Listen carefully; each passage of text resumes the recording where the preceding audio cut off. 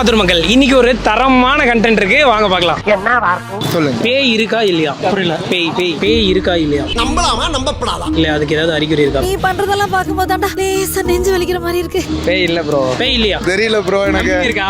ஏன் நம்பிக்கை இல்லாக்குமே? அதான் இல்ல. பேய்லாம் இல்ல, பார்த்ததில்ல. இல்லைங்க. இருக்கு ஆனா இல்லையா? இல்லையா. இல்ல. ஏன் கத்துற? மாத்தூர்ல பேய் இல்ல. இப்ப ஆத்தூர்ல இல்ல. மெசேஜ் பண்ணி வர சொல்றேன் மாத்தூருக்கு. சாமி இருக்கு.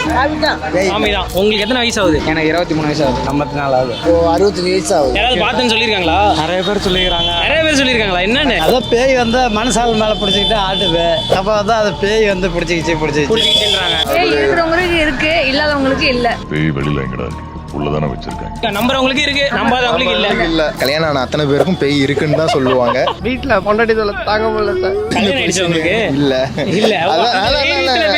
அதான் இப்ப நாங்க சொல்லிக்கலாம், பிரச்சனை இல்ல.